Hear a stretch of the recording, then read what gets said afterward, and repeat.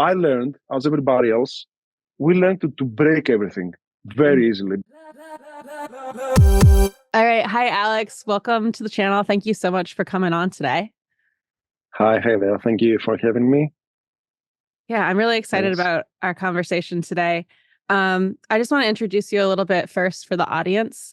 So this is Alex. Is it Raidis? Right. Excellent. That's it. Raidis. I'm so bad at it. Okay, cool. Yeah. And let's see, you studied piano and theory from a young age. You got a BA in music from London Middlesex University. You have a master's in composition, and you now work with music for film, theater, and TV. Is that right? That's right. Awesome. Could you tell us a little bit more in your words about the type of work that you do? Yeah. Well, I started like music theory and history and everything, like everybody does. I did piano lessons, and then at some point I just went to England to study music there. So my BA was towards composition from the beginning, and then I finished that, and I did the MA at City University in composition again, instrumental, like classical, neoclassical, avant-garde stuff. And then I came back to Greece, and I started working in colleges, teaching here and there, and composing at the same time, mainly for theater in the beginning. Cool. And then I expanded to television and film. Okay. Yes, the market is like a lot smaller than the US here in Greece. Okay. In the film industry, I mean. But there is a lot of TV going on, and I did the adverts. At some point, I had a company as well, advertisement company, so I did the music there as well, and I was into some videos, well, at the same time. And then after that, I started working with Thessaloniki State Symphony Orchestra, which we have like two main orchestras here in Greece. It's the Thessaloniki one, and it's the Athenians, like the Athens one. Okay. I work for Thessaloniki's one, so it's a quite big orchestra. So we do like every week I have like a recording there. So I do the sound engineering and the mixing and mastering and everything for this orchestra. Cool. So you're recording their performances, or? Exactly, I'm recording their performances. Cool. I used to do that for the Eastern Connecticut Symphony Orchestra briefly. Nice. Yeah. How do you have like a setup that you use for them consistently, or do you change it up, or? Well, it depends on the number and the piece itself. But I came to the point that I think like less is more. So in the beginning, when I was not so experienced, I was using a lot of microphones, and I had all these phase issues all over.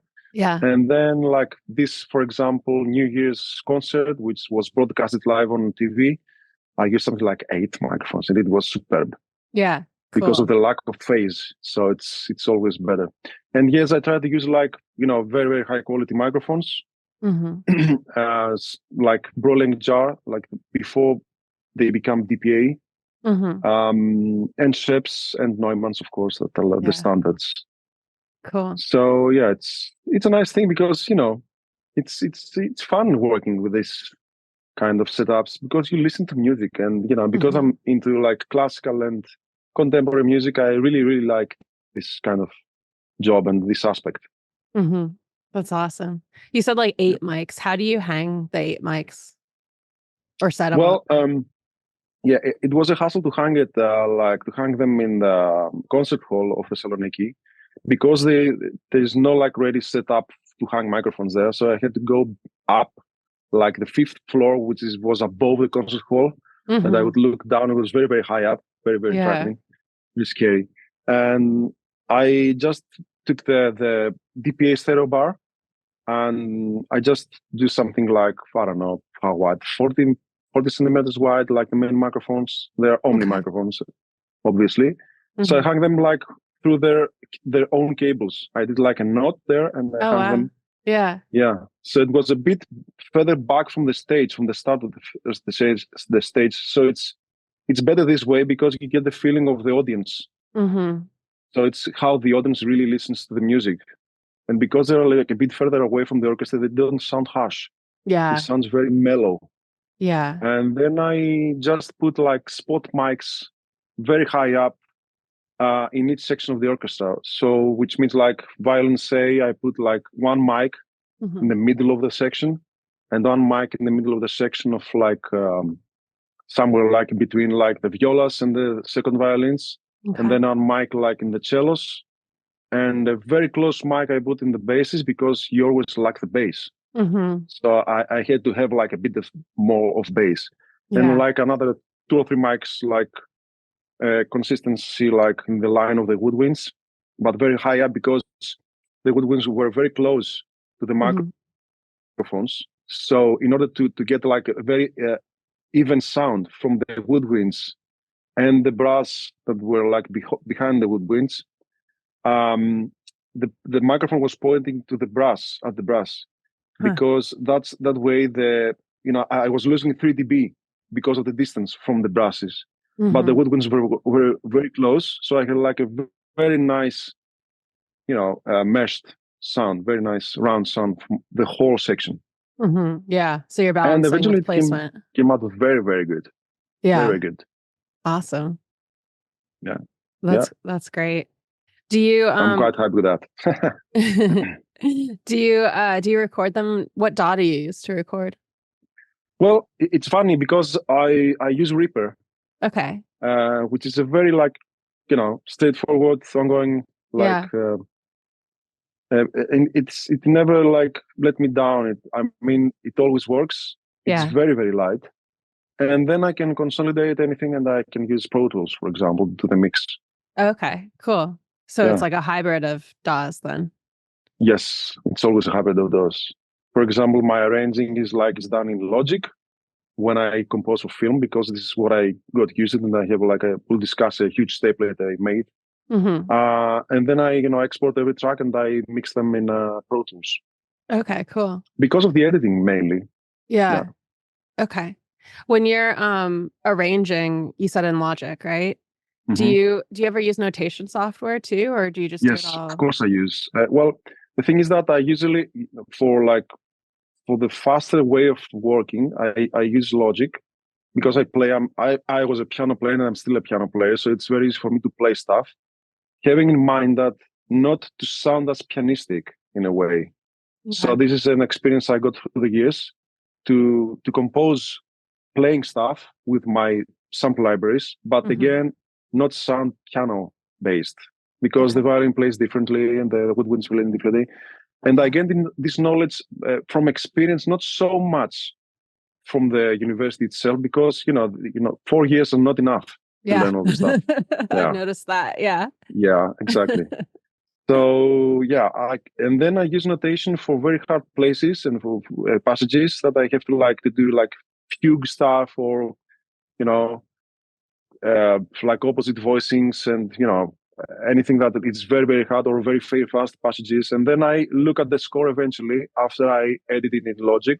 I do all this quantizations and all this, because that the score by itself, before you go to the notation program, it has the mock-up, as we say, it has to sound realistic in a way. So it's prohibited for me to use quantization. I rarely use quantized stuff. I prefer to play it again and again and again till it sounds good, than to use actual quantization, because it never sounds good with quantized stuff. Yeah. I remember one time I recorded my piano. I have an upright piano here, and I found a very nice way to record it. And I recorded it without metronome. So I based the whole piece on the recorded piano with using Smart Tempo of Logic, which is very, very nice feature. Okay. So it is all tempo mapped all the way, and it sounds fantastic because of the actual, phrasing of the actual playing. Yeah. And then, if it's to go for the orchestra to play, or I don't know, some group of musicians to play the actual score, I use Sibelius. Okay. So I quantize everything beforehand in Logic. I clean up everything, and then I go to Sibelius, which takes I would say takes double the time of the composition itself to clean up the whole notation and do the dynamics and the legato slurs and everything. Yeah. So it has to be really like legible from the players. They have to really easily read the actual score. Right. So which is another thing, it's another knowledge you have to gain. Yeah. Yeah, and I assume you have to be careful also to not write a piece that is impossible for the player, for the instrument, Exactly. right? Because that seems like And I would the probably most do that by important, accident. I read it once, and Yeah. I like back in the university, my teacher really, she almost hit me on the face. She smacked me or something. But the thing is that you have the very important is to know the orchestra, to know the players, because not every orchestra is super like professional. They can play like prima vista or sightseeing and stuff. They have to know the players, and because I work with the players a lot, with my players here, I really know what they can like sound like. Okay. That's and cool. whether their instrument sounds better, it's this thing as well. So you're are you then learning their talents and their skills and where they shine and then trying to bring that out? That's awesome.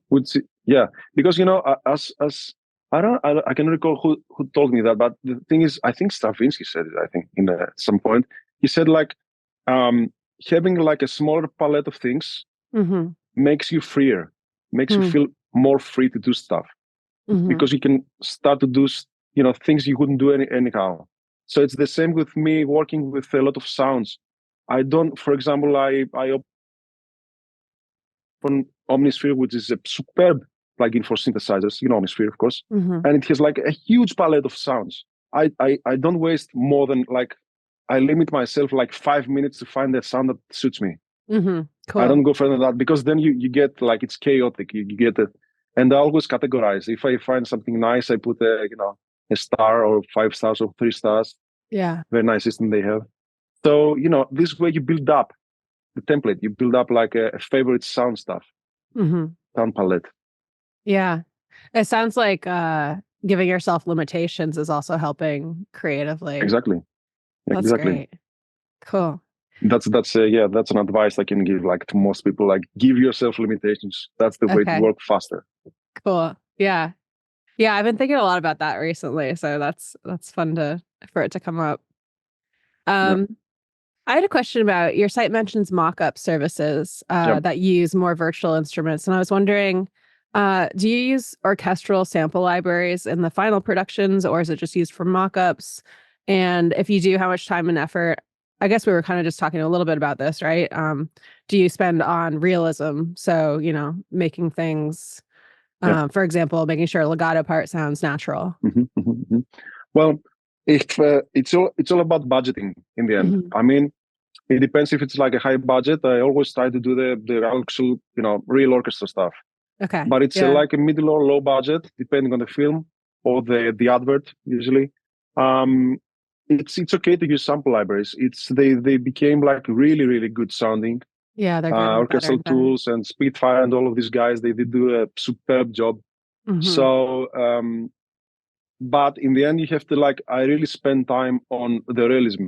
And as you work like with the expression and the modulation that does a lot of things in different sample libraries, and if you go to actually listen to concerts and listen to how the players play, because this is the experience I get from the orchestra. It was very different for me when I started working with the orchestra, the actual orchestra, because you say, this is how the horns sound, or this is how the violin sounds on the top end. So you have to imitate that stuff. Yeah. But I try to not to use solo instruments that are from the libraries. Okay. I do them just for the client to show what the piece is about. But then I try to record them, because you get a different phrasing and a different spontaneous sound of the instrument and all the vibrations. So it's impossible to do a solo instrument so good as the original. So what we usually end up most of the times is we use smaller setups of real instruments, like quartets and for the violins, or instead of 4 horns, we use 1 or 2 on top of the actual sample libraries. Okay. And then you mix them together and they sound very, very good.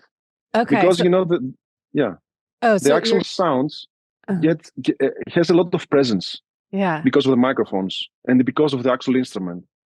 And a lot of, as I said before, spontaneous vibrations. And so you get the percussive and the actual presence of the sound through the live technique of the instrument. And then you get the warmth and the wideness from the sample libraries that are so nice, well mixed anyway. Yeah. And this makes a difference. That's cool.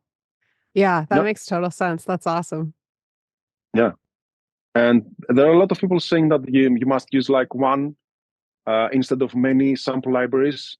I kind of disagree with that because the whole point of the orchestra is having different instruments with different people that are played together, and they mesh the sound together. They blend the sound, the microtonalities that go on in there. This is what creates the orchestral sound. Yeah, that lush that blend. lush. So, exactly. And that's why you put the microphones far away, not very close. It depends, though, from the actual piece that you have to. For example, if you have to record Baroque style, you must have some very, very close markings for the actual aggressiveness of the chords and of the strings. Yeah. But usually you have to you're far away. Yeah. Yeah, and I assume like a lot of it, you kind of touched upon this, but the idea of developing your ear for what the standard is, what sounds good. We have that with mixing as well. Yeah, it's a very funny thing that you mentioned now, because I don't know if it's relevant, but in the US, like Hollywood style recordings, they sound a lot lusher than the European ones, for example. Yeah, because if you go to for example, if you listen to productions of Deutsche Grammophon, one of the oldest and biggest companies around for classical music, they sound very natural. If you go to the other side of the Atlantic, they sound bigger than life, which is okay for film. So I suppose that the engineer has to decide if he wants it natural or supernatural, as I say. Yeah. So it's like the a decision you must make. Hyper real, very big, Hans Zimmer stuff, And it's I'm always impressed by this sound. It's very, very hard to make it. I mean, it's easy to make just record the orchestra, and if they play well, it's a nice piece, and you have a nice recording. If they don't play well, problems are starting. I remember I did one session that I had a real orchestra, and it was outside, and we had to record it and broadcast it afterwards. We did remixing stuff after the event, and I was forced to put MIDI inside.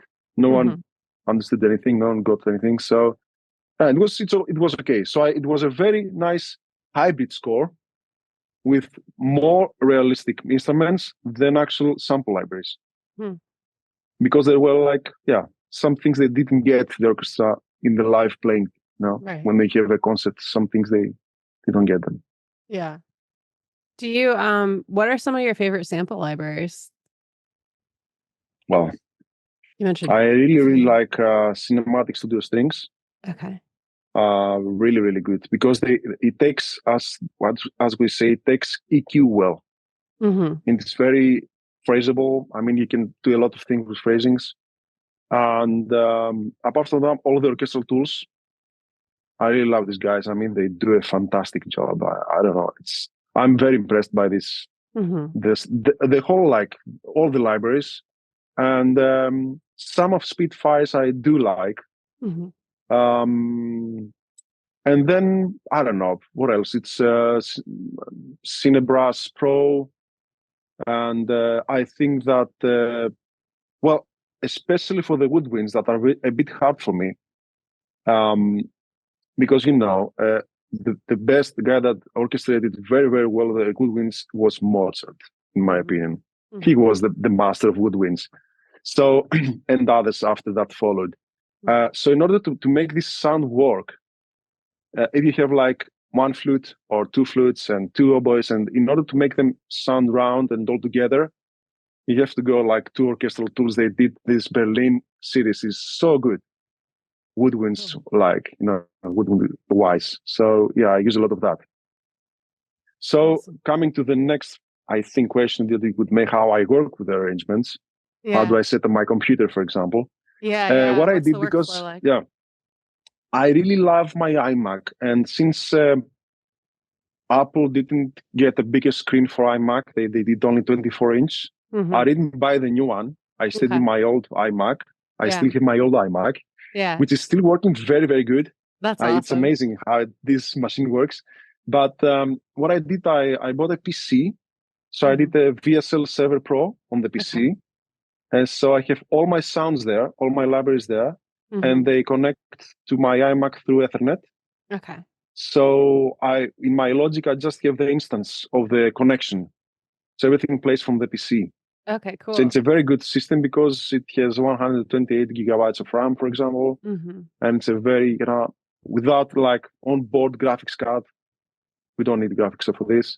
So it's a very, very powerful machine that only works for VSL Pro. Okay. And it works superbly.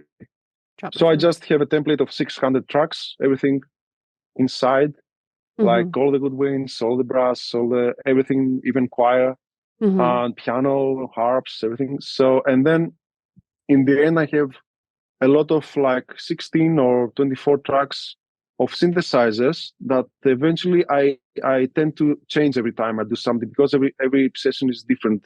Yeah. In the electronic stuff. So yeah, this is the way it works. I have a huge template, and then in the end, I have some tracks for the synthesizers. For the synthesizers, do you just like tweak them a little bit each time, or are you changing them very dramatically? Or well, yeah, I think presets are I don't know, it's a very nice idea generally, and people should start from presets. I mean, there are people like professional guys that do presets like better than most of us, and I'm based on the preset of these guys, and then I tweak them a little bit in, depending what I really, really want. And a big part of the synthesizers are the effects they go to. I mean, it's the delays and reverbs and everything that they, or I don't know. I use a lot of saturation, for example, to make like different flavors of sounds, and it depends. I mean, but I usually don't tweak them a lot. I try to find quickly a sound that suits me. Okay. Yeah. This is the way I go. Don't waste too much time on it or you're not composing, huh? Yeah, that's very, very, very, very important. Because then again, you have to mix it.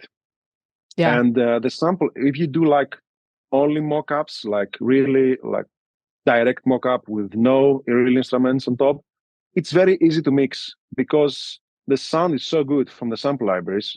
You just have like to high pass some stuff in order to avoid the rumble from the bass all over the place. And you have to do really, really nice reverbs. I spend a lot of time on the reverbs, actually. Oh, yeah.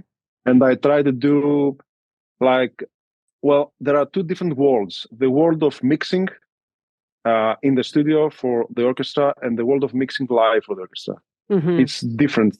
Yeah. Different, very, very different because in the studio, you have to have a unity like sound, a united sound with the reverbs. So I just put like 2 or 3 reverbs to compensate for the actual 3D of the orchestra in the, hypothetical concert hall. So I try to I'm very fond of cinematic rooms, for example, and Relab made a very, very nice simulation of the 480, I think. The Lexicon one, and I really use this kind of 2 and maybe some eventide more, I don't know, some plates and stuff. But in the concert hall, the real actual, if I have to amplify the orchestra, it's very, very different because then you have to take in account where the actual people sit compared to the actual speakers that they have on above them. So if you're and you have a very good line array, I usually place it very, very high up if I can, something like 6 meters. I don't know what's the calculation of in feet. Oh yeah, I think it's 3 feet to a meter about.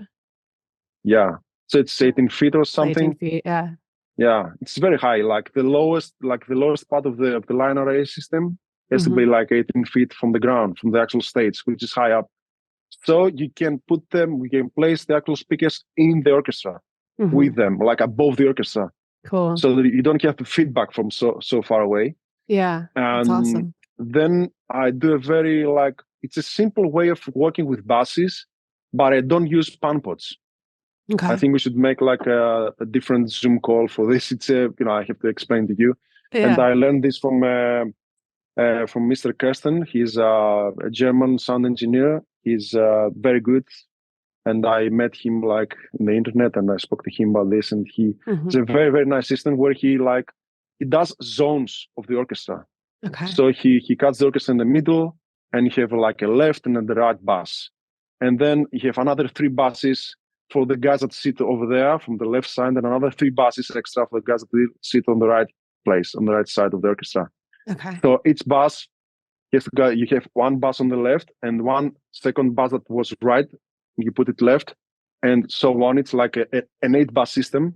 Okay. So you do a kind of complicated way of doing some like delays and some high selvings, because you know that if you put high selving and you lower a bit, like after 1.5k kilohertz, it sounds a bit further back and further back. So you do like on the first bass 2 dBs on the high selving, and then on the second bass another 4 dB on the like lower the high selving. So it sounds further back. Yeah. So it's like you go from the left side on the left, and then every bass has to be like the violin goes on the first bass that has a little bit, and then on the left that has a little bit. So you get a sensation of panning.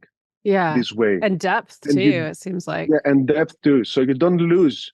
If you sit like on the left corner of the concert house, you don't lose the cello that is on the other end of the house. Okay. So it's better than using pan pots, because your pan pots, you get like less power in the speaker. Okay.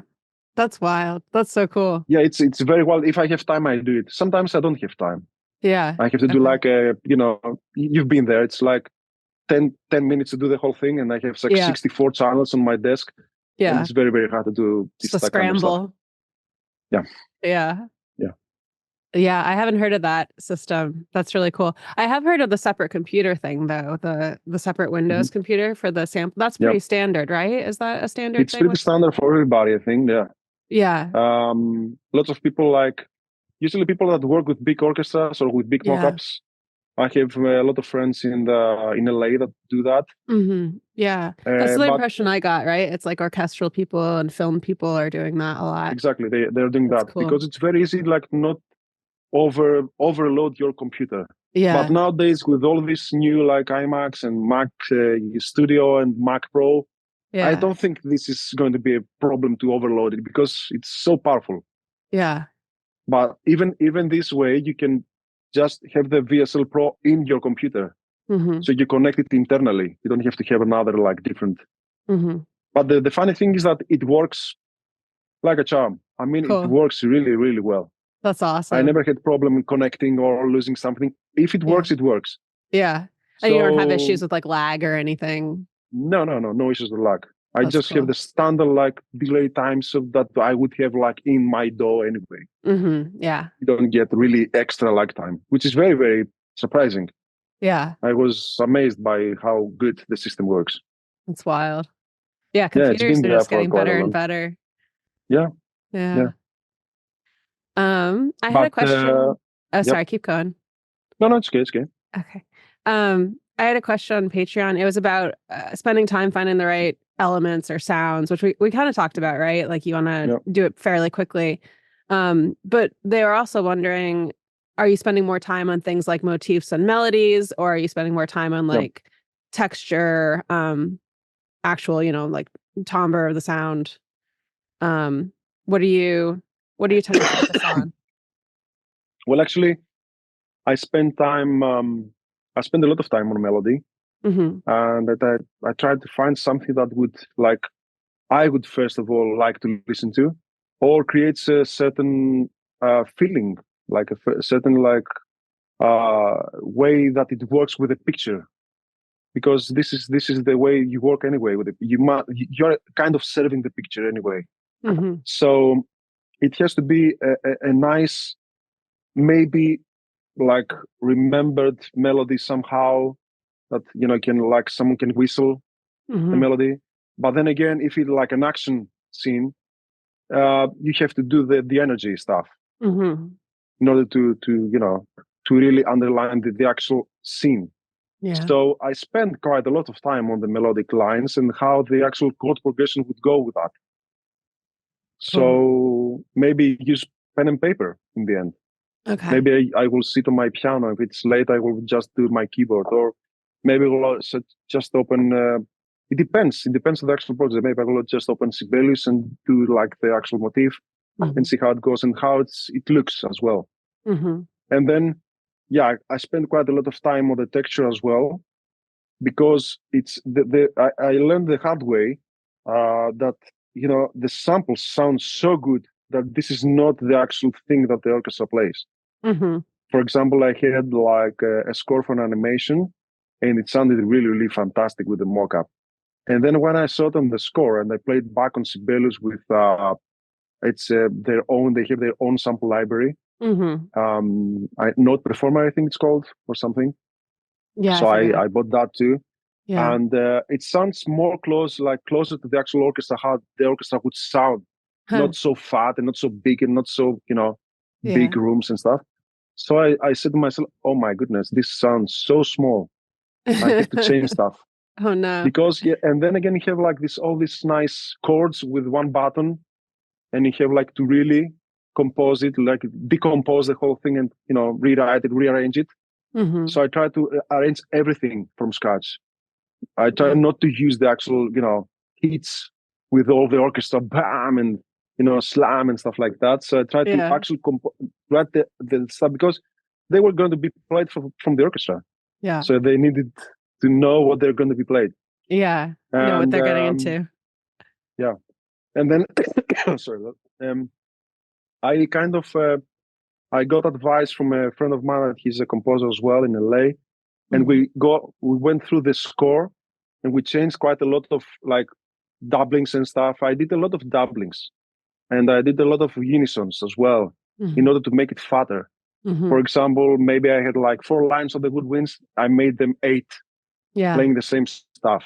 It's like the wall of sound thing. In order to stick out, in order to listen to the actual melodic line, because you wouldn't hear it otherwise. Yeah. Yeah. That makes so sense. Yes, I equally spend time on melodic lines and texture. Okay. Because it's very important. I mean, they're both very important for the ear. And the thing that I totally disagree with people that they say, come on, who is going to like listen to this and who is going to understand? It's not a matter of like common, let's say, people understanding, not musician people understanding the stuff. It's like making something for them.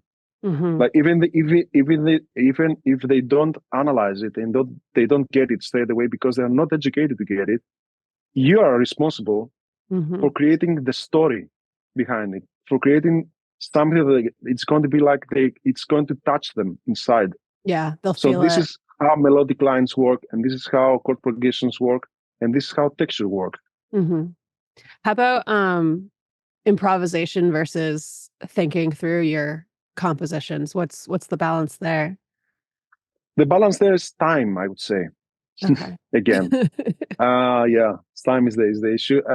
If it's something very, very fast and I have to like deliver it very, very fastly, I do improvise stuff. Okay, cool. And I was always very good in improvisation from when I was very young. I would sit on the piano, play like 4 hours, my pieces that heal like anything.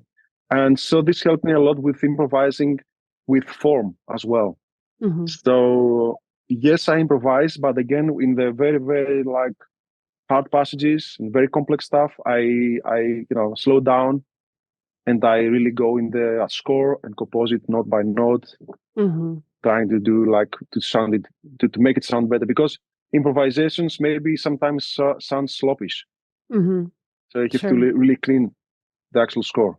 Yeah, that's like the head versus heart thing too. Yes. I had another question. I was looking at your website and it mentions using orchestral material bound with electronic elements, which I was really excited about that idea. And I was wondering if you have any thoughts about shifting trends in what film and TV and commercial clients are asking for and what the market's looking for. Yeah. Well, I've seen it like it turned into electronic music a lot recently. Nolan uses a lot electronic stuff. Well, not Nolan. I think it's Garson or something. The the actual composer of Nola in the last movie. Yeah. He's very, very talented. And the way he uses, I mean, it's the electronic scores are prominent to the actual orchestral scores. So it's a very nice, that he binds it very, very well. He blends very well the electronic elements with, and you don't get if it's a real orchestra or not as well, and you don't mind. And that's the actual, success of the, that's how it works. The score works this way. So I think there's a movement towards electronic stuff a lot, and it's okay. But then again, I think I would use the word glamour maybe, or of the actual orchestral sound. It's so nice and so big and so emotional at times that it's very, very hard to imitate that with using electronic sounds. But on the other hand, electronic sounds, they sound so impressive and so big and so punchy at times and so bad and so mean that you really need that too. Yeah. And a guy that really did that was Hans Zimmer, in my opinion, because he knows his stuff so well in the electronics, apart from the orchestral stuff, that he managed to do like the orchestral sound harsh and bad and not lush, and which was very, very well suited for the films that he did. Yeah. So I think it's a good thing that we go towards electronic again, because there was a lot of orchestral stuff. But let's hope we don't forget the orchestra. Yeah. Because it's a history of so many years. Yeah. It's a craft that it took so many years to perfect. Yeah. And so it would be a pity to lose this. I think of it also like different paintbrushes, right? They're just different tools for different things. You don't throw away one paintbrush just because you like another one, I totally agree. Yeah. Totally agree with that. Let's see. I guess we already kind of talked about this. I'm going through a list of questions. Some of it's from Patreon, but I thinking about recording and the mic setup. We already talked about the mic setup you do with the orchestra. But what do you do in the DAW once you record? Like, what's your after the recording stage? Though, I guess that's like the mix or the edit. Yeah. Well, the thing is that I came to the conclusion that the better the microphones you use, and the better the orchestra plays, the less you have to do in the mix. Yeah, that makes sense. So I kind of leave it like very simple stuff, like a very plain EQ, very transparent stuff as well. Like I don't use so much, like I don't know, exotic EQs and stuff. I use like fab filters. Okay, yeah. And to do high pass maybe, or like just something that really bothers me because of the build up of the place. For example, because I worked so much in the concert hall, I know that there is a problem like 400 hertz. So I know how the sounds build up there. So I just put like a very, very small bell of like 2 or 3 dBs. And all this small stuff you do, I rarely compress anything, because compression kills the dynamics of the orchestra. But there is a place that I do compress a lot, and it's when I have really close micings. Okay. Yeah. There, because you get the feeling of the far away again, because the compression puts back further away. Yeah, so it you cuts get the again the feeling that it's a microphone further up, further away. Because I don't know if you listen to a violin very, very close. I suppose you do. It doesn't sound so good. I mean, it sounds very, very energetic and very vibrant and very harsh and very everything is like over the top. Yeah. And that's the hard thing about the player as well. He has to like perform, in a way that it sounds good and it sounds soft and nice and mellow and everything. And when you have very close micings, you get this a lot. For example, DPAs on top, like 4099, the classical DPAs. It's a very, very good microphone. It's so good, it almost destroys, the sound. It's because it's very, very close to the actual instrument. So there I use a lot of compression. Well, not a lot, but, like maybe 5 or 6 dBs of gain reduction in order to put it back. Yeah. And after that, I try to see if like I have like some phase issue. Like, I don't know, 2 years ago, I was time aligning everything. I was time delaying. So as especially if I have like a percussion stuff, which is further back the hall, Yeah. and here like get it twice, from the main mics and the actual spot mics. So you have to really time align that. Yeah. And I usually do it afterwards. I mean, in the beginning, I was like having a laser meters. I would like calculate everything on the stage. Yeah. No need for that. I mean, you just waste your time. You just see it afterwards in the actual DAW, and you can calculate very, very easily. But apart from that, I don't really time delay anything so far. I mean, because as a very good friend of mine, Goffredo Ghibellini from Italy he said, well, if you have like the spot mics that they sound a bit earlier, sometimes it's nice because you get the actual spiccatos earlier and it sounds better and it sounds more energetic. So don't bother time aligning everything, So, and then if I use some exotic stuff plugin, for example, SSL 9000J, which I really, really love the actual console because I work in the console in Athens. The console is amazing. So the plugin is amazing too. So I had, in my ears, I had the sound. Yeah. So if I use this plugin, I try to use it everywhere. I mean, I only use this plugin for everything.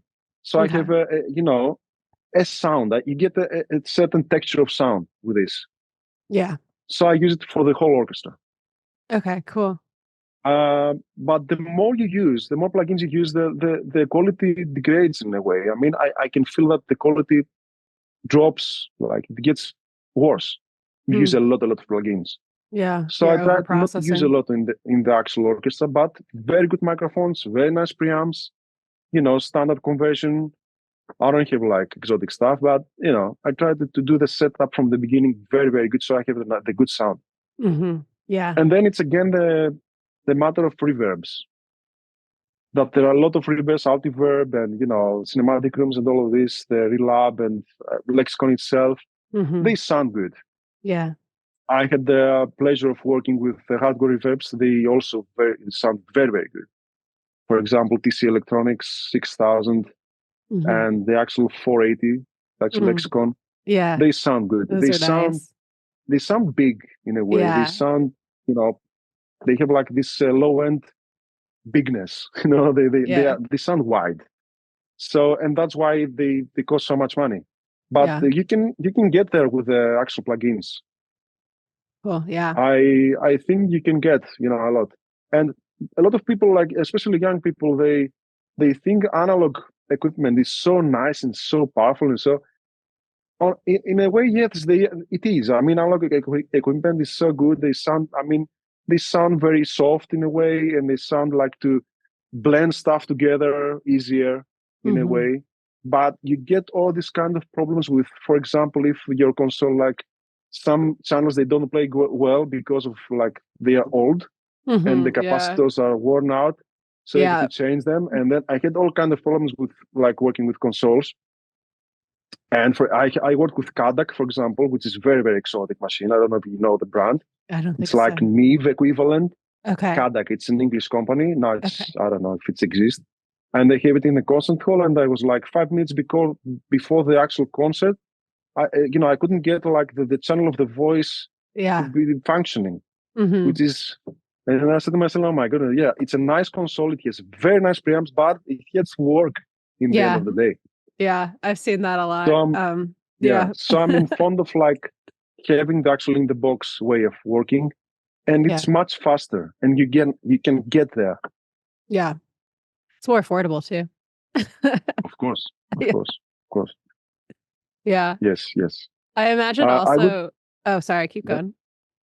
Yeah. Well, I would love to have all these kind of like compressors, hardware compressors, and I don't know, Teletronics, maybe API 2500. And, I really, because I work with some of these machines, they're really, really nice experience because you have to, you can like turn the knobs around and it sounds good. Every time you do anything, it sounds good.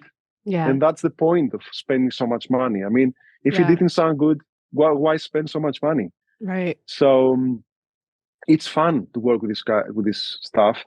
But in the end of the day, the work needs, like you need to you do fast and be like very good at what you do anyway, because the client waits there. He doesn't mind. He doesn't care if you have like electronics or APIs on the SSLs. He just cares for the result. Yeah. Yeah. Yeah. So That's something that I've that's learned my too, opinion. is the whole result thing. Just get it done. Yep. Yeah. Exactly. And there's a lot of competition out there. I mean, there are so many good people. I mean, so many nice composers, so many good sound engineers. And you have to like, this competition all over the place, everywhere. Yeah. Because it's accessible to anyone. I mean, the technology is accessible now. So everybody has a talent on something. Right. Yeah. It's getting easier and easier. The barrier to entry is a lot lower than it used to be. Exactly. Yeah. Another thing that I would say to people that, they are getting in the forums, and don't spend so much time like talking in the forums, because every setup is different. For example, I have a setup with my Genelex here, and I learned this sound. I know the sound of my speakers. I know the sound of my place. If I say something about the speakers, for example, it won't be fair, because another guy or girl, I don't know, they would have a different setup. Yeah. And it would sound the same, speaker would sound differently. Yeah. So, it's unless you hear like in the same room, everybody listens to the things in the same place, you don't, it's unfair to judge things by this and all. Yeah. I And mean, then we everyone have hears a little differently too. I mean, that's like another thing, but yeah. Yes, and the psychological factor is very big as well on this. Yeah. I mean, I tend to, for example, I tend to compose faster in the morning and tend to compose slower in the evening. Sure. Yeah. And I tend to compose a bit messier in the morning, because I'm so like agitated, because I have so much energy. Yeah. And it's nice in the louder volumes. And at night, I'm a bit more meticulous, like more like scared in a way that, okay, doesn't sound good. And so it depends. Yeah. It depends. The time frame is very, very important. So you're like throwing it at the wall in the morning and then polishing it up in the evening? Exactly. Cool. And I do my email stuff in the morning, all the backing accounts and all this kind of, because I'm very, my head is clear towards this kind of mathematical thinking. Yeah. And at night that I'm like a bit more relaxed. But then again, it's a big trap, because people tend to work all day with this stuff. So you have to put a program, and you have to say like after 9 o'clock at night, stop working. No use. Yeah, force yourself or to do stop. something else, or maybe not compose and mix, or maybe the other way around, because there are two different worlds. I mean, it's like sound engineering and mixing, and then it's composition, which is different. And if you are fed up with your composition, so as to mix it as well, give it to some other guy. Do it. Don't do it yourself. Spend a bit more money and give it somewhere else. Yeah, I like that. Yeah. I feel like also when you bring someone else in, it's like usually the piece becomes stronger when you bring in another set of ears. They put energy inside. That's why. Yeah, it's like new ideas, new energy. Yeah.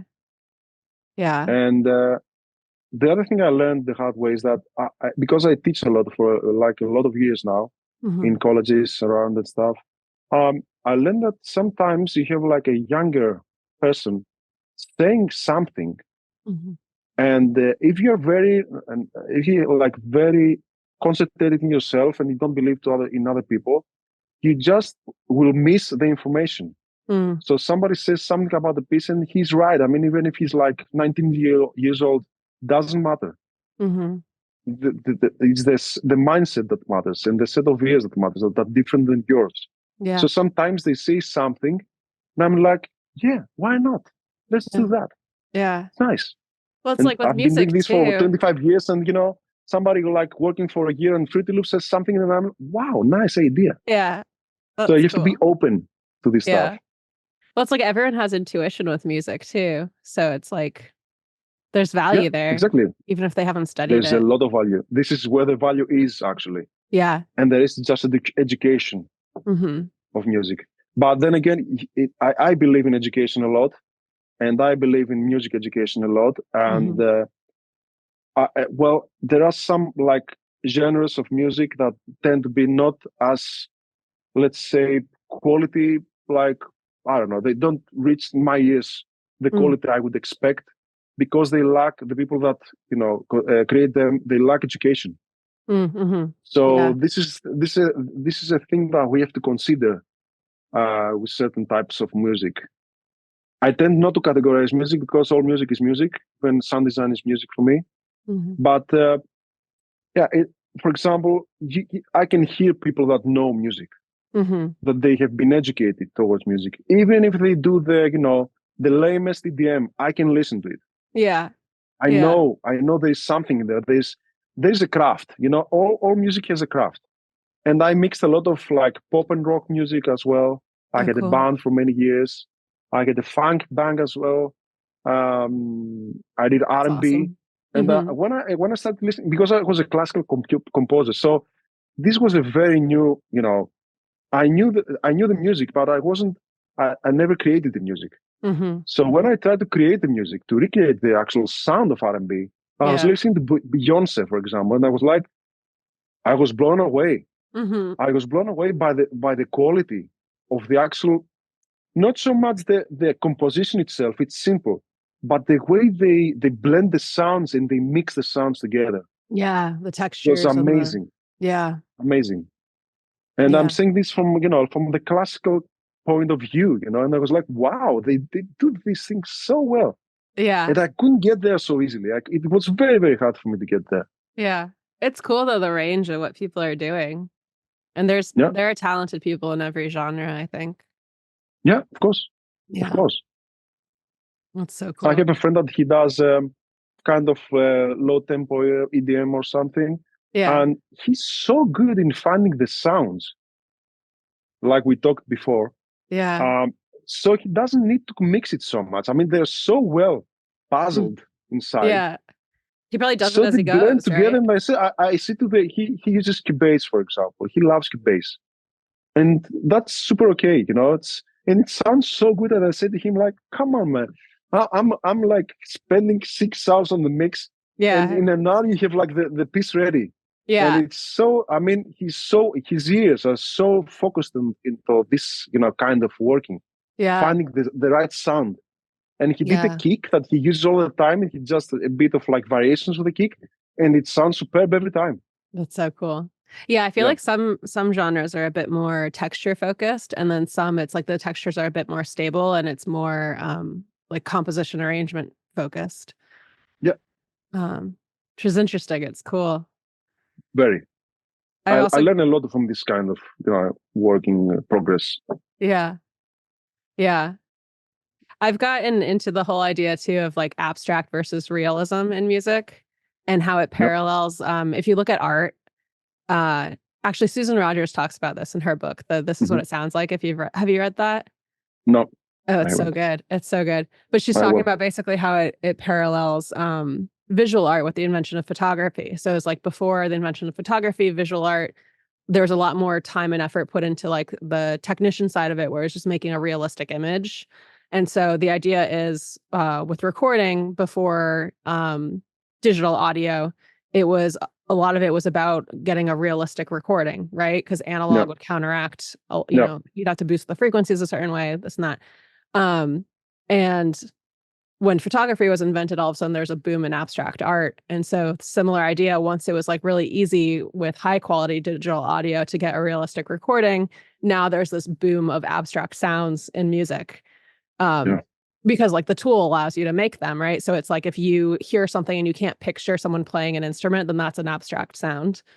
And so like some genres I think have more of that than others, and some genres, because of that, it's more of like a texture focused thing than otherwise, which I think is cool. And now I just went very, very, very interesting ideas, and very and it depends like on the actual genre, as you said, on the music. I mean, you don't have to be a really, really good musician in some like kind of like genres. I mean, we can name a lot of bands that they don't play well as separate musicians, but they sound good together. Yeah. So they get to the point that they sound, because they use this kind of stuff. For example, he had like a very broken guitar and sounded good in the actual mix. Cool. And it's okay. Yeah. So this is very, very interesting. Yeah. Well, it's a creative thing, right? Yeah.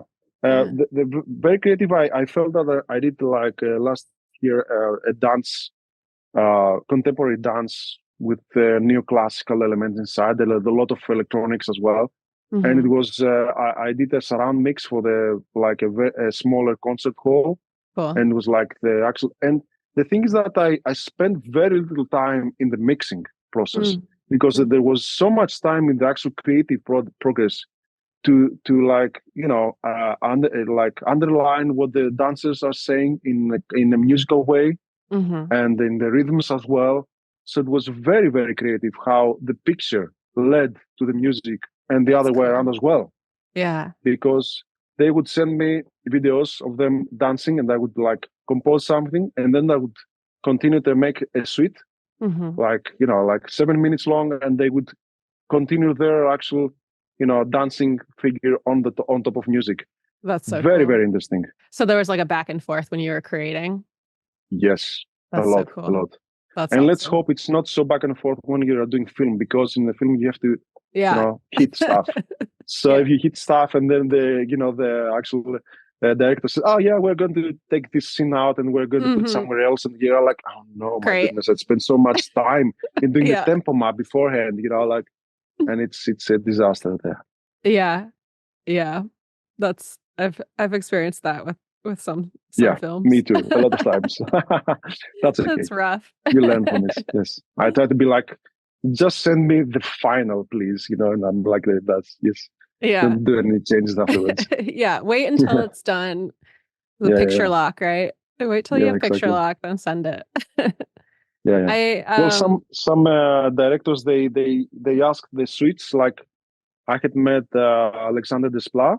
I mixed a live concert for him here in Thessaloniki like a year ago, and we talked about a bit like how he did like Grand Hotel Budapest, and he said to me like I was sending, chunks of music like 8 minutes long, and the director would take the music and he would like edit the music on top of his film. Wow! And then we had to rearrange the actual edited version of the music. Yeah. And it was a big thing because, they were taking the edited music back and they would write again the edited version of the music. Yeah. That's a lot of work. Wild. That's interesting. Yeah. So there's that as well. Yeah.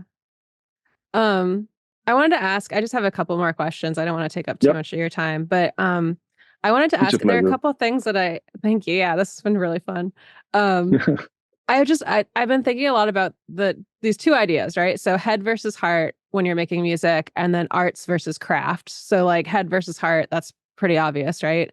But I have questions about like whether you find yourself breaking traditional rules or simplifying things to fit the heart side more. And like how do you balance that like technical versus emotional impact? I would say that yes. Yeah, no, go ahead. Yeah, sorry. I would say that in order to break traditional rules, you have to know them. Yeah. So that's the first thing. I mean, I took some education when I was younger, like theory stuff, and then in the university. The thing is that as you grow older, they become a part of your toolkit, so you don't have to think about it so much. Cool. So I have like counter-voiced a lot of stuff, properly, like using harmonic rules and everything that like the classical music. And but then again, you do it so many times, and then it becomes part of your workflow anyway. So you can break them easily.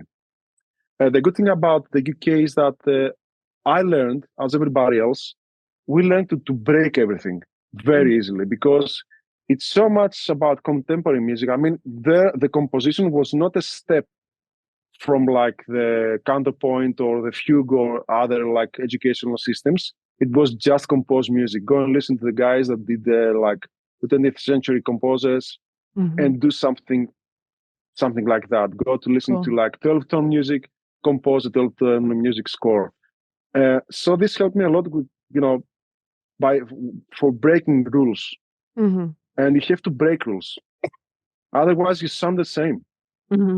Yeah. But the thing is that you must not forget that people, they need to relate to something. They need to relate to tonality, for example. If you just play atonal stuff or very, like harsh stuff and, like very, very close voicing and all the time, it sounds strange. Yeah. So people are not relating to this strange. They need something to, to grab on. Yeah. They don't attach to it the same way. Exactly. So, well, you have a scene, for example, in a film, and it asks for strange scoring. Okay. But, the scene would be like, I don't know, 10 seconds, 15 maybe. So then you have to change it, because if you keep it that way, you just have irregularity. And irregularity only counts against regularity. So in order to have contrast, you must have non-contrast as well. Otherwise, you don't see the contrast. Yeah. And this is the way I think about scoring generally and arranging. I mean, I like tonal. You know that the human ear is constructed in a tonal way. The harmonics are tonal. The harmonics, the actual spaces between are like octave, fifth, fourth, third, second, and stuff. And then it goes very high up. So it's a major chord. I mean, the way that we perceive sound, it's major chord. And people do not realize that. That's really cool. That's okay. We are here to realize that. And we are, the specialists to do that. So, you get that, you do the tonal score, but then, mesh it a bit, like, shake it a bit to make it a bit more interesting, spice it up a bit. But be careful not to overdo it. And because then you're going to be like characterized as strange. Yeah. And people will say, we don't like really this kind of music. For example, a brilliant example of this is Alan Menken. Alan Menken did like most of the scores of Disney. They sound very tonal. They are not. He has so many parts inside that they're not tonal. Or John Williams, for example. Yeah. He's a brilliant example of he sounds tonal at the same time that he doesn't sound tonal. Yeah. So he breaks a lot of traditional rules anyway, and they sound good. Yeah. So this is the way I try to do the my work. Yeah. That's cool. So yes, I do break eggs. Yeah. Yeah. But it has to be like a reason to break the eggs, because in the end of the day, it's about storytelling anyway. And we shouldn't care about technical stuff if they don't tell a story. Right. Who cares about the EQs and the compressors and how the reverb sounds if you don't tell a story about them? Yeah. Yeah, it all comes back to the emotion. Emotion, that's it. Yeah. That's cool. So, yeah, you're talking to simple people. This is your audience. Not everybody's like elitistic, I don't know, conductors of like 20th century music. Right. Yeah. Most of the people are not. Yeah. They listen to everyday pop music, popular music. So you have to talk to them too. Yeah. Yeah. Well, this is what I think through the years. But if you're very, very good in what you do, people from like very high standard music, like educational backgrounds, they would like appreciate you too. I mean, even if you're like very simple, and they will appreciate. Moonlight Sonata of Beethoven. It's very simple. It's amazing. It's one of the most amazing pieces ever composed. But it's very simple. Yeah. There's a lot of, sometimes I think it's harder to make simple music that's really good, because it's Exactly. It's like making minimal art, I think it's a different skill set that's also very, very difficult sometimes and takes a lot of talent. Exactly. And you can see how good a minimal art is if it speaks to more people. Like the amount of people that speaks, it's a way to judge if it's a good thing or not in the end of the day. Yeah. But then again, cheap speaks to a lot of people too. Yeah. So the thing that we forget, it's one metric that you can use. But so we have to, like, as professionals, we have to guide people through this. We have to educate our people, our clients, our listeners. We have to educate them, and not forget that we have this responsibility for the people. That's why we do this. Yeah. If you want to do music for yourself, that's fine. You do it for yourself. If you want to do music for people to listen to, you have to be, really responsible for that. Yeah, it's a different goal, so there's different stuff involved. Exactly. And the same is with mixing. It's exactly the same concept with mixing. Yeah. It's very hard not to put the plugin inside.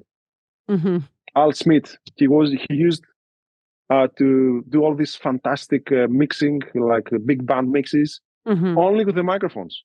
No EQ, just leveling. Cool. Amazing, isn't it? Yeah, that's cool. Yes. Yeah. And this is, can you do the mix without putting 100 plugins inside? That's fine. Yeah. I go too far with the plugins sometimes, but I have I've learned from people that, especially the people that I've learned from that came up in the analog days, and they say a lot of the same stuff that you're saying about, mixing with the microphone and trying to get it so that it sounds good going in. And then you do very minimal stuff with the plugins. And I think there's a lot of value there. That's the value.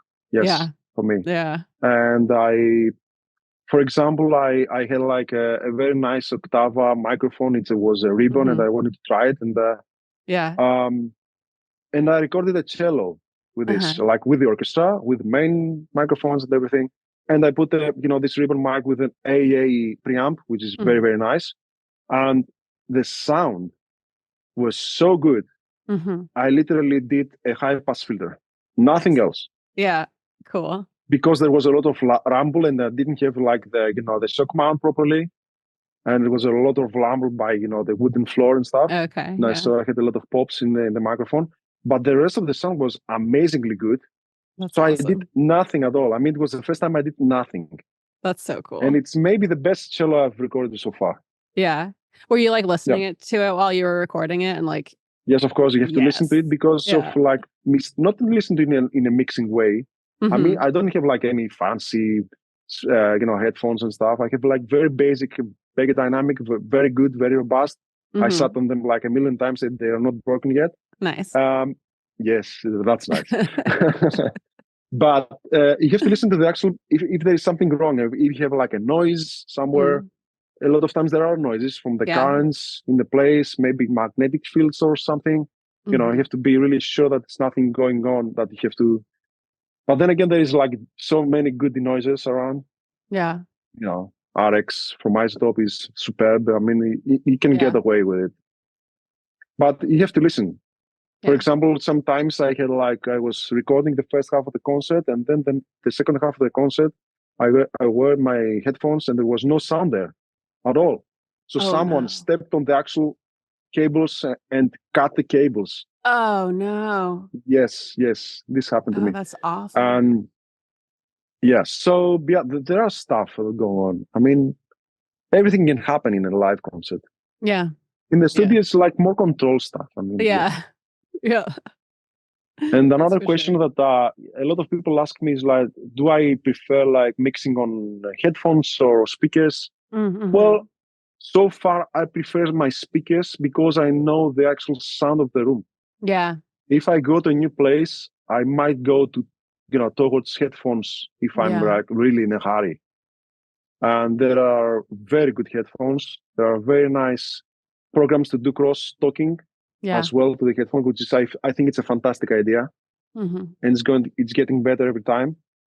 But the thing with headphones, it's so natural, the sound. Yeah. But every time I usually in the end when I master something, I always put my headphones on because a lot of people will listen to these headphones. For example, these ones. Yeah. A lot of people have headphones. All these I'm wearing right now. Yeah. I have to listen through these headphones to listen to what it sounds like on the headphones. Right. Or sometimes I just listen to my, my mobile phone. I just send it there and I listen through my, very small speaker of the mobile phone to what it sounds like. Do you ever check in your car? Of course. Okay, cool. I always check in my car. Yes. Cool. So I listen to different parts. And if it sounds okay, generally, that's nice. Yeah. I'm not into loudness so much, especially because of the orchestra doesn't have to be loud. It's an orchestra. So you have 30 dB of dynamic range, which is huge. It's very dynamic. It's highly dynamic music. So I don't. The hard thing for me is like to get it dynamically secure for broadcast, TV broadcast, because on the television broadcast you have very very small margin of dynamic range. I mean, you have like something like 3 or 4 dBs up and down. Wow, really? Can you imagine? So you have an orchestra, the Gran Casa plays, and the whole orchestra plays fortissimo, and then you have a flute playing. Yeah. Just after that. So it's very, very, challenging how to do that. Yeah. So this all gets done with automation. Okay. But in a way that doesn't sound fake. You have to keep the realism of the actual playing. So I'm always like on the faders all the time. Yeah. Because if you do it with compression, it sounds fake. Yeah. It sounds compressed. Different. With riding the faders, it sounds much more natural. Yeah. You said you mix in Pro Tools, right? Do you do like clip gain changes and volume automation? Of course.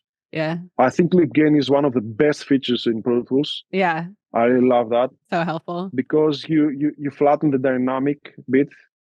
You secure the dynamic in order to drive it to the whatever compressor or EQ or whatever process you have afterwards. So it's a very, very handy feature. And everybody has it nowadays. Yeah. I mean, all the rest of DAWs, they have it. Yeah. Pro Tools is very fast on this matter. And I really like the way the editing works in Pro Tools generally. I'm used to it. I mean, it all comes down to what you get used to it. Yeah. Yeah, that's how I think about it too. Yeah. Yeah. I like Logic. I feel that Logic has a nice sound generally overall. Yeah. Kind of, maybe it's the version I'm using, but it has a creamy sound. Pro Tools doesn't have a sound. Pro Tools is very, very clinical in a way. Maybe sometimes it's a bit mid-forward in a way. But I know that both, they got so good in the DAW these days, in the DAWs, that, it doesn't matter really. Yeah, they're all pretty good. As long as you know your LUFS or your LKFS for TV, as long as you know these, what's your margins? Yeah. It's fine. Cool. What about knowing when something is done and the whole like art versus craft idea? That's a big question. Yeah. And I think about like the art versus craft, right? Is like art, you obsess over every detail, and craft, you're like going through for the process of it, so you're kind of doing it faster. What do you think about that? Well, I would say that what most people say that you're finished when you reach the deadline. Yeah. So there are some, well, mixing for orchestra, for example, it's much more like straightforward, that because you can do a lot with the orchestra. I mean, it's the orchestra playing. So the whole process there is like the editing takes more time than the actual mixing in the orchestra. So you might have like 2 days of the same concert. So you take slices from the second to put on the first, or vice versa. Cool. Or you have like a proper recording for, I don't know, an LP or something. So you go like every 5 meters, you stop again and again, and you have like a collage of like playing. We did that. It was very, very painful. Yeah. And the editing takes much more time than the mix, because the mix, it's like what the actual microphone sounds like. Or if you did like the main microphone setup, you did it properly, it doesn't sound really boxy and stuff. Because it's the big problem with smaller venues.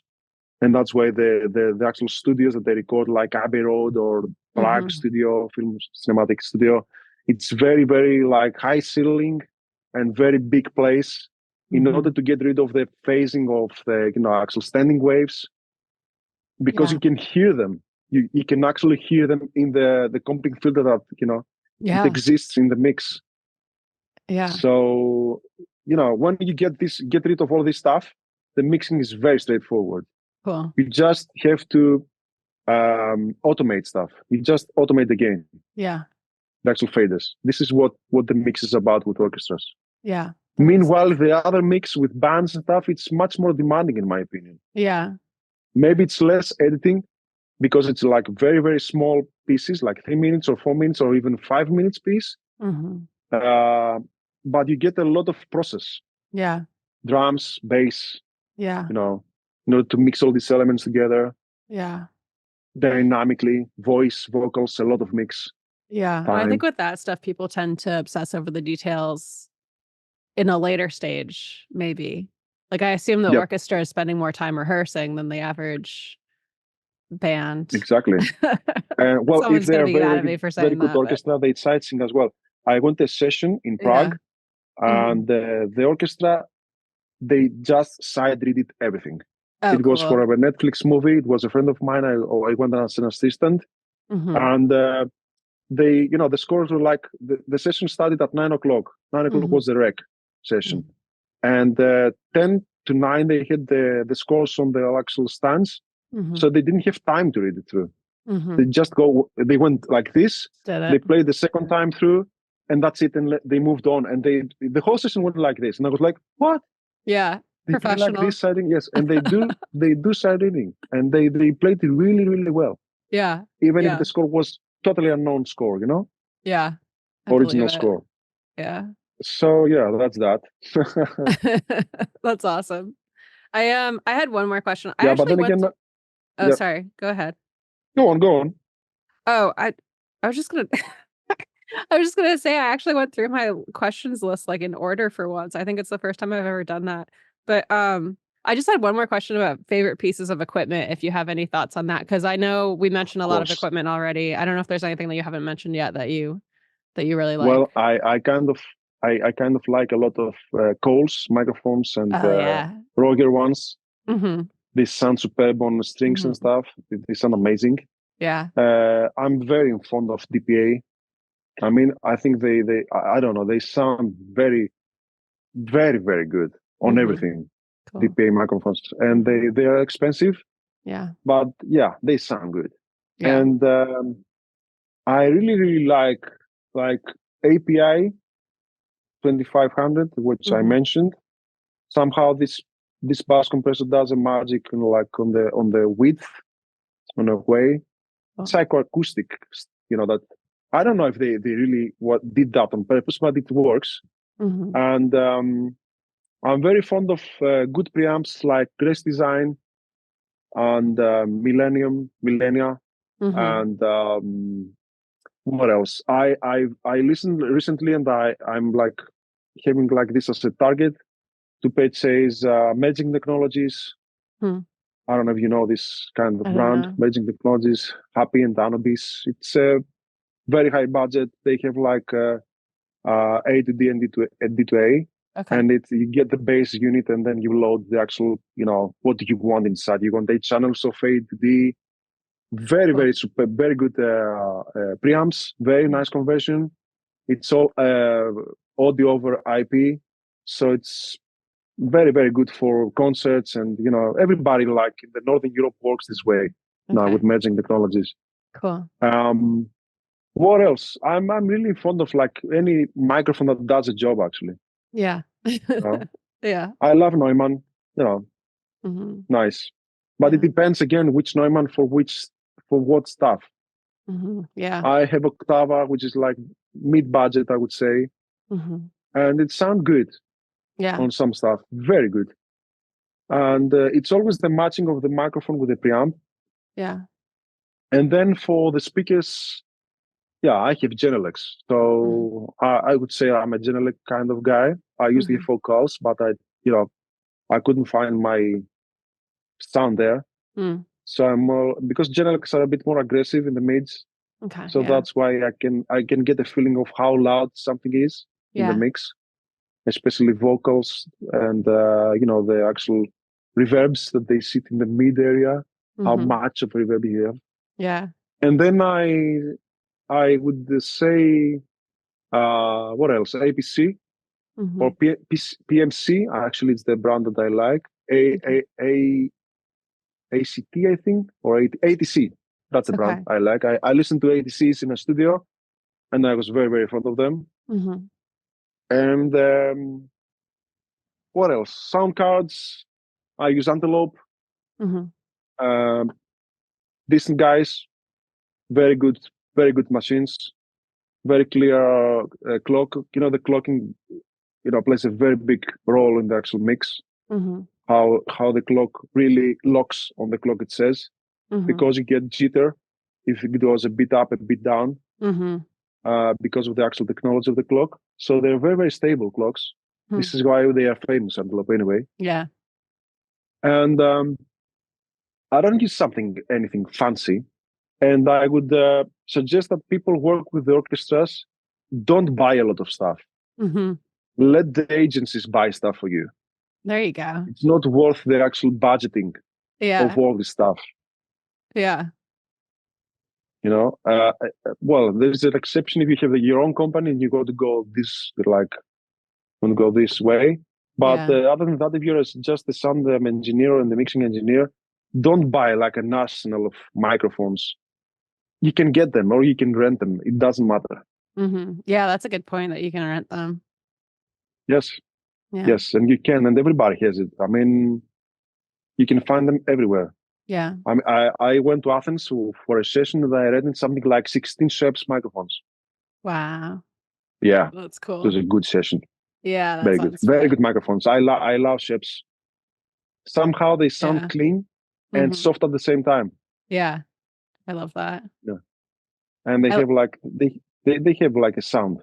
Yeah. I like that you mentioned Coles too, because I love like one of my favorite. I don't have any favorite mics. It's like the paintbrush thing, right? They're all for different things, but like the Coles 4038, I'm a little obsessed with those mics. They're so good, especially for overheads and violins and overheads. They're superb microphones, and they accept EQ so well. Yeah, I mean, you want them brighter? It's okay. Just turn up the the tempo. I mean, they're so good. Yeah, but so they all the ribbons. We not need to forget that they need preamps. They need proper preamping. Yeah. And that's where like Grace Design or AEA comes into the game. They have built so good preamps for ribbon microphones. Yeah. Because this is what they do, especially AEA. Yeah. With all these high impedance preamps, it does, it has a very important role in the actual sound of the microphone. So with my EA preamp, I can put a dynamic microphone, and it sounds better. It sounds faster. That's cool. In a way, yeah, it's cool. It's cool. Yeah. Do you? So these are my favorite stuff. Yeah, I love it. I have kind of a random question before we wrap up, but do you use the Abbey Road technique with reverb, where you cut the highs and lows?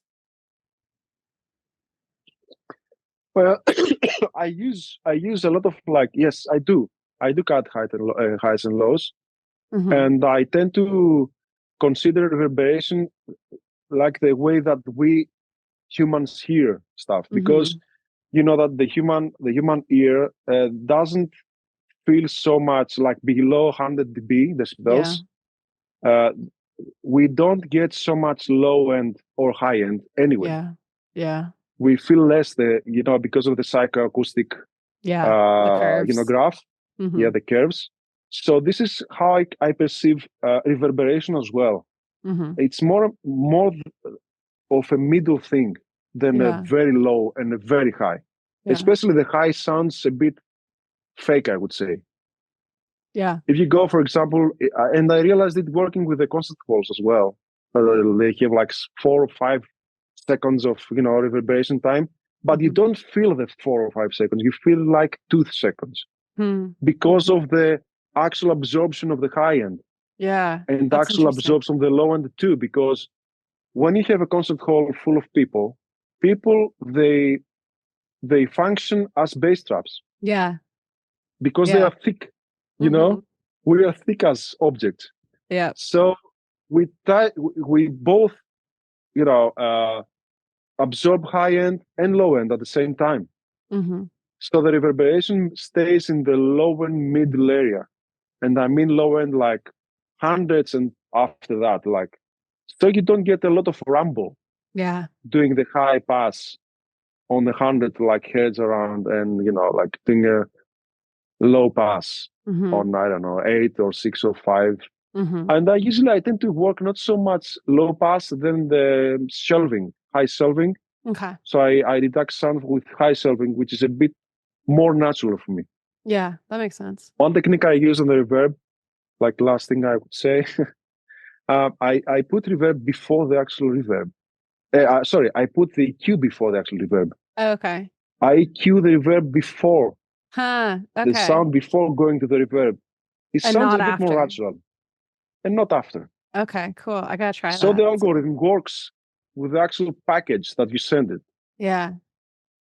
So it begins to feel a bit more natural. Mm-hmm. That's cool. I didn't invent this technique. I learned it as well from a friend of mine. Mhm. And yeah, kind of like, yeah, it's a very nice technique. Okay. Cool. Maybe you will need some EQ afterwards. Maybe not. Maybe you will need some compression. I don't know. Depends. But for sure, my main two go to chain is like EQ, and after that, reverb. Okay, that's cool. Yeah. I never thought about it too with the was it the Fletcher Munson curves? I never thought about it that way with the reverb and but that makes total. I can't believe I never thought about that. That's so cool. That's really cool. It's always logic. I mean, everything is like around logic in the world of sound. It's very, very simple. Yeah. If you think about it, everything makes sense. Yeah. Nothing is like really, really complicated, in my opinion. But it's like complicated but simple. Yes, it's complicated because we don't see it. That's why. Yeah, that's a good point. If you learn to listen to it, it's not so complicated. Yeah. Sweet. And have some basic knowledge about acoustics as well. Yeah. Yeah. Cool. Well, I've already taken up too much of your time, but do you want to do any shout outs for your website or social media or any of that? Well, I have two sites. It's Alex Raidis Music, where I have my compositions. And I have like the redscoremusic.com, which is the sound engineering mixing for orchestras and mockups and all the rest. Awesome. And then I have like my Instagrams, again, both sides, like Alex Raidis, like personal Instagram, and then Redscore Music, which is the company's Instagram. And then again in Facebook, again Alex Raidis and Redscore Music, and then in LinkedIn the same. So it's always two sides: Alex Raidis Music, or Alex Raidis, plain Alex Raidis, and then it's Redscore Music. Awesome, cool. So yeah, and I'll put it on the screen. Yeah, it's all you. I'll put it on the screen. I'll put it in the description and stuff too for people to check it out. Thanks a lot. And thank you so much for coming on. I had so much fun, and this was a really good talk. It's really, I'm really nice. I really have like all the appetite to talk about this stuff all the time. Cool. Yeah, me too. Yeah, it's really nice to be like able to talk about this stuff. Yeah. Well, thank you. Thank you very much. Okay.